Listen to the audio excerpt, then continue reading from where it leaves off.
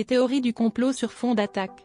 Quelques instants après les premiers messages de la préfecture et du ministère de l'Intérieur qui annonçaient qu'une opération était en cours dans le centre-ville de Strasbourg, des messages complotistes et des fake news ont émergé. En particulier sur les pages Facebook recensées comme appartenant au mouvement des Gilets jaunes. Maxime Nicole, connu sous le nom de FlyerID, est l'un des porte-paroles. Sur Facebook Live, il a assuré aux internautes « Dites-vous bien que le mec qui veut faire un attentat vraiment, il attend pas qu'il y ait 3 personnes dans une rue le soir à 20 h.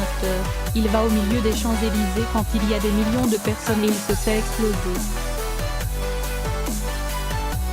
Qui est-il? Maxime Nicole est intérimaire dans les transports. Originaire des Côtes-d'Armor, il a 31 ans. Très médiatisé avec la crise des Gilets jaunes, il est l'administrateur d'une page Facebook sur le mouvement, FlyerID Info-Blocage. Elle a été créée le 31 octobre dernier et plus de 135 000 personnes y sont abonnées à ce jour. Ouest France fait référence à une vidéo datant du 2 décembre, il relaie plusieurs rumeurs qui circulent sur les réseaux sociaux. Il affirme par exemple qu'Emmanuel Macron s'apprêterait à confier la gestion de la France à l'ONU à partir du lundi 10 décembre.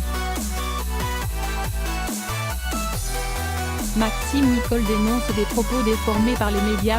Dans une vidéo postée, ce jeudi 12 décembre, FlyerID s'explique et s'adresse aux médias qui ont modifié ses propos. Je n'ai jamais fait d'appel à la haine, je suis contre ça.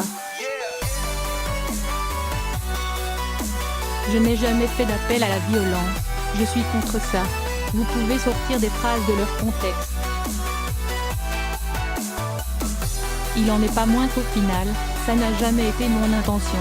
Le gilet jaune en vient à parler de ses propos, après la fusillade de Strasbourg. Bien sûr que oui, des morts c'est grave. Bien sûr que oui, des blessés par arme à feu, c'est très grave. Je n'appelle pas les gens à aller se balader dans Strasbourg, tant que ceci n'a pas été retrouvé. Il ajoute, en gros, un C ça reste un C, il pourra gueuler tout ce qu'il veut gueuler, s'il était suivi, recherché ou s'il avait un casier judiciaire, c'est la responsabilité de l'État de garantir la sécurité des citoyens. Encore une fois, on voit que ce n'est pas le cas, un peu de respect pour les familles des victimes.